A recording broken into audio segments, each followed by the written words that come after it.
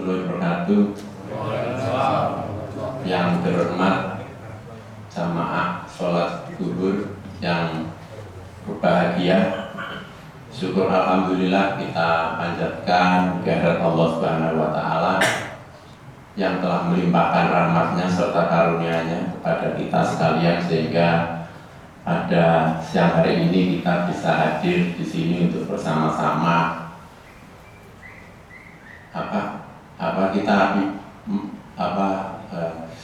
maksudnya begini, hingga saat ini kita telah melaksanakan ibadah puasa kita untuk 8 hari ya. Kamis, Jumat, Sabtu, Minggu, Senin, Selasa, Rabu, Kamis. Sudah 8 hari kita menjalankan ibadah puasa kita, dan alhamdulillah pula kita bisa hadir di sini bersama-sama untuk melaksanakan ibadah sholat zuhur dalam keadaan sehat walafiat. Para jamaah sholat zuhur sekalian yang berbahagia, tadi telah diutarakan bahwa pada siang hari ini saya diminta untuk memberikan materi dengan judul puasa menciptakan generasi rabani dan berprestasi. Ini tentunya merupakan suatu tema yang patut kita telaah bersama antara kaitan yang satu dengan yang lain. Generasi rabani, tentunya kita pertama-tama harus paham dulu apa sih makna dari kata generasi. Generasi, kita sering mendengar istilah generasi, tapi sebetulnya padanan kata untuk generasi itu saya renung-renungkan apa ya agak sulit mencari padanan untuk kata generasi. Angkatan mungkin begitu ya, angkatan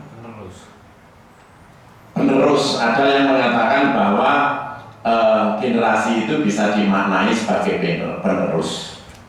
Generasi itu sendiri kalau dalam bahasa Inggris generation, generation.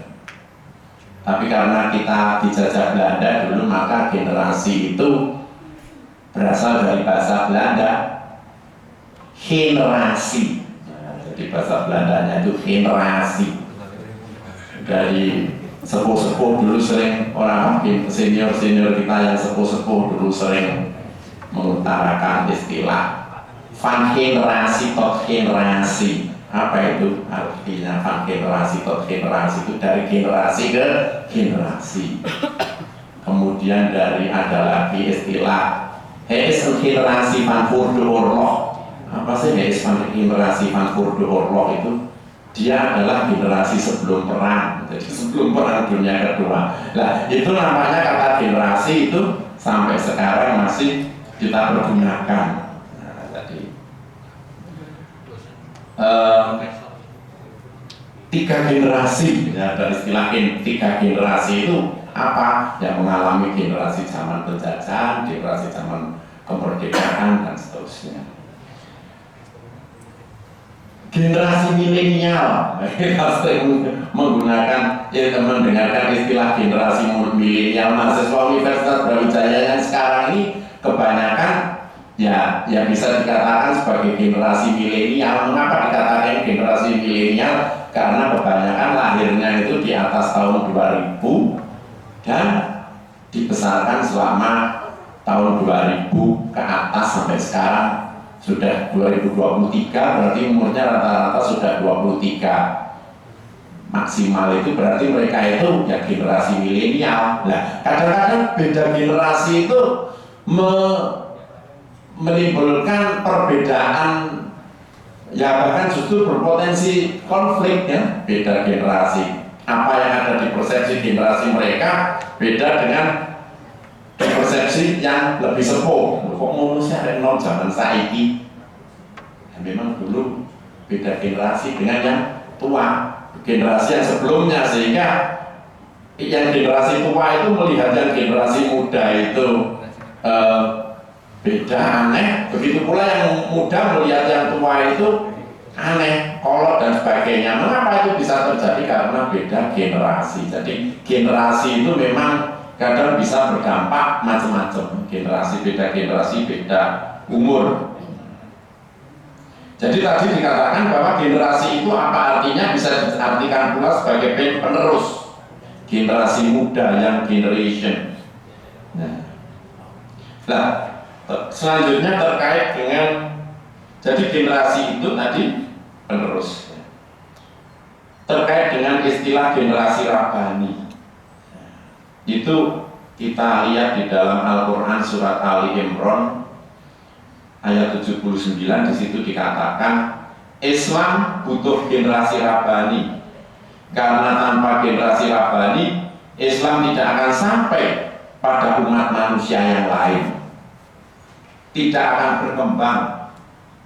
Generasi Rasulullah beserta sahabat merupakan generasi Rabbani, yang karena beliaulah kita dapat mengenal Islam. Jadi generasi Rabbani itu generasi yang penerus, ya, yang mengembangkan dari yang sebelumnya kepada yang sesudahnya. Dari salah satu sumber literatur mengatakan bahwa generasi Rabbani itu sesungguhnya memiliki 5 hal, yang dimiliki oleh generasi Rabbani. Yang pertama adalah generasi Rabbani itu adalah generasi yang berilmu dan berwawasan yang luas. Jadi untuk bisa menjadi generasi Rabbani itu kita harus mempunyai ilmu dan wawasan yang luas, tidak sempit wawasannya, utamanya dalam hal ini wawasan terhadap konteks agama, konteks Islam. Kita harus luas wawasannya. Jadi ya apapun sih, tidak ibaratnya itu menggunakan kacamata kuda, tidak ya. Jadi wawasan harus luas. Ini tertarik saya di video-video sering sering beredar dari video dari HP ke HP itu ya, seorang penceramah sepuh itu dari Jawa Tengah kayak gini, tidak dari logatnya itu kalau melihat Islam itu jangan 10 itu sahabat, 10 itu jangan 5 tambah 5 sama dengan 10, enggak, tapi 10 itu berapa ditambah berapa, gitu ya, ada demikian. Ini menunjukkan bahwa perlu wawasan yang luas. Jadi 5 tambah 5, 10. Nah, enggak ya, 10 itu ada berapa ditambah berapa. Ini mungkin bapak-bapak dan ibu-ibu sudah sering menonton video itu. Kalau kita renungkan, oh iya, begitu ternyata ya. Jadi berilmu dan berwawasan luas. Yang kedua, generasi Rabbani yang hal yang harus dimiliki oleh generasi yang luas. Generasi Rabbani itu adalah yang kedua, mampu mendiagnosa permasalahan, pengetahuan situasi dan kondisi yang terjadi. Jadi mampu mendiagnosa. Jadi kalau ada masalah itu harus kita, kalau masalah kayak gini kita pikir, kita rendam dulu, kita renungkan, kita analisis. Bagaimana ini kok ada masalah seperti ini ya, solusinya nanti bagaimana, kan gitu ya. Ini berarti harus mampu mendiagnosis masalah, mengetahui situasi dan kondisi yang terjadi. Oh, kira-kira begini masalah ini, kita analisis, baru mungkin makan waktu yang lama. Setelah itu baru kita respons, baru kita atasi. Dan tidak harus ada masalah terus kita reaktif, kita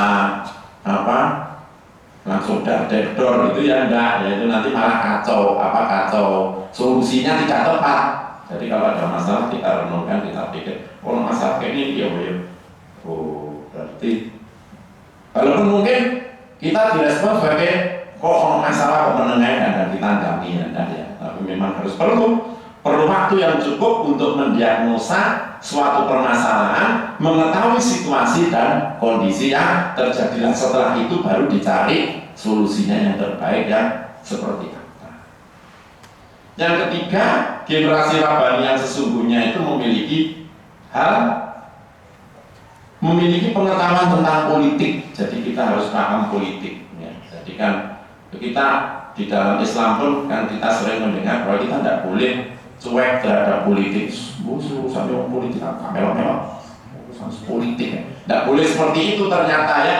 Kita juga harus paham politik, sebab kita mempunyai hak pilih di dalam pemilu misalnya, itu kan implikasinya juga di dalam memilih pemimpin-pemimpin kita yang akan datang gitu. Jadi kita ikut andil di situ misalnya. Jadi kita harus paham politik. Yang ketiga, cakap berorganisasi. Jadi generasi Rabbani itu adalah juga generasi yang cakap berorganisasi. Gak ditandangi dewe, punya organisasi tapi ditandangi dewe misalnya. Itu ya bukan yang cakap berorganisasi, harus bisa membagi job description-nya seperti apa, distribusi tugas-tugasnya seperti apa, manajerialnya seperti apa. Nah itu yang cakap di dalam berorganisasi. Ini memerlukan soft skill tersendiri yang bisa kita peroleh secara learning by doing. Dan yang terakhir, generasi Rabbani itu adalah generasi yang bagaimana? Yang mampu menerapkan hal yang telah disebutkan di atas dalam kehidupannya.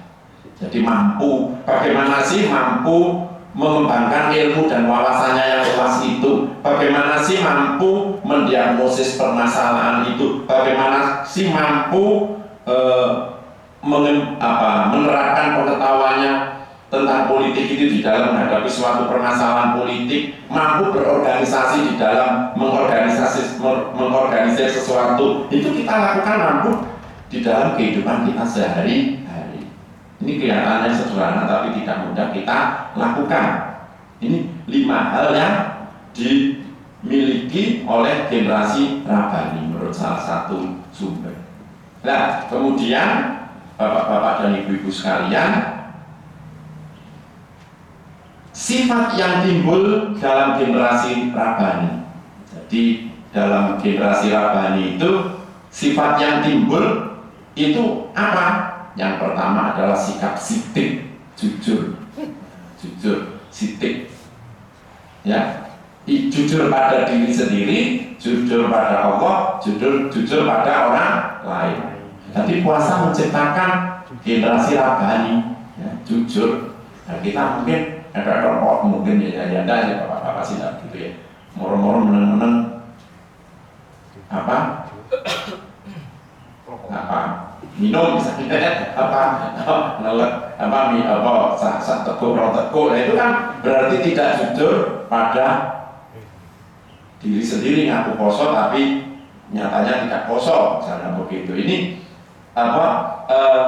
jujur, jujur. Jadi puasa itu begitu, melatih kita untuk sifat sidik. Nah, itu kan sifat dari generasi Rabbani itu. Yang kedua adalah sifat sabar. Sabar itu apa? Menahan sesuatu yang tidak kita sukai. Sabar. Dan jadi kalau sebagai generasi orang berpuasa itu kan melatih kita untuk bersikap sabar, tidak emosi, tidak apa.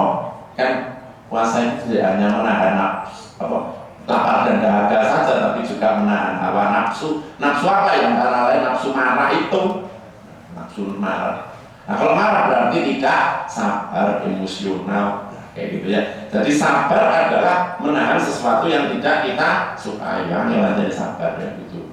Kodok gitu, gitu ya. Nah, sabar. Ini kalau ini sudah ada pada kita berarti kita mempunyai sifat yang baik dari generasi Rabbani. Cinta pada sesama. Di bulan Ramadan ini kan kita banyak beramal, kita banyak orang bagi-bagi takjil, banyak mengundang buka bersama, membayar zakat dan sebagainya. Zakat kita bagi-bagikan kepada fakir miskin, kepada kaum yang memerlukan.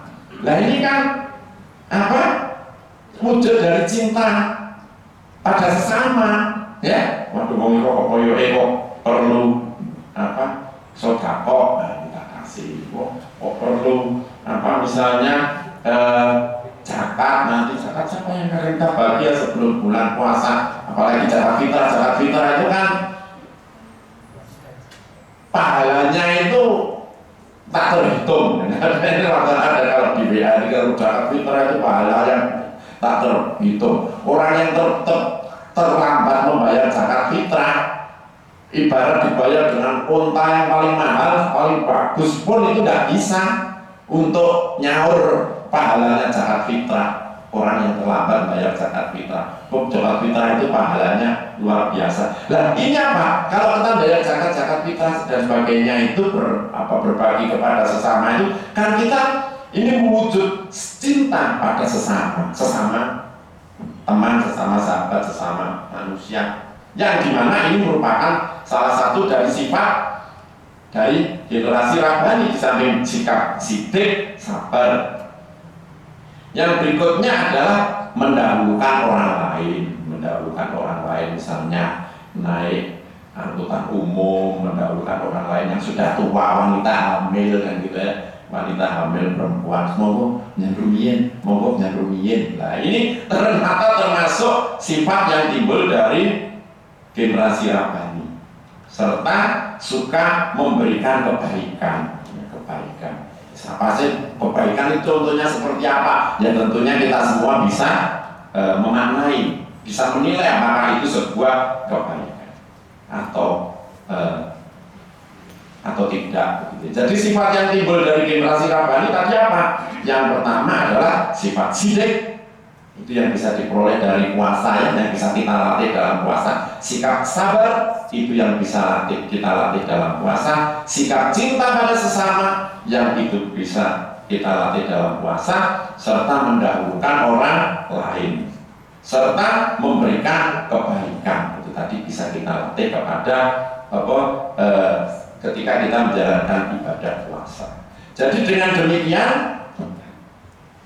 benar kesimpulannya itu bahwa puasa itu menciptakan generasi Rabbani yang berprestasi.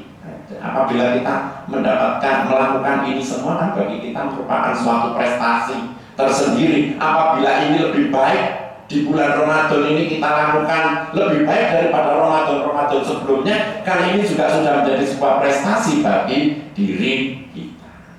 Nah, bapak-bapak dan ibu-ibu, namanya juga kultum, kuliah 7 menit, kurang lebih sudah hampir 10 menit saya menyampaikan materi ini. Untuk lebih kurangnya mohon maaf. Terima kasih, dan juga terima kasih kepada takmir masjid ini yang telah memberikan kesempatan kepada kami untuk berbagi ilmu pengetahuan dengan kita semua. Saya rasa itu. Terima kasih. Wassalamualaikum warahmatullahi wabarakatuh.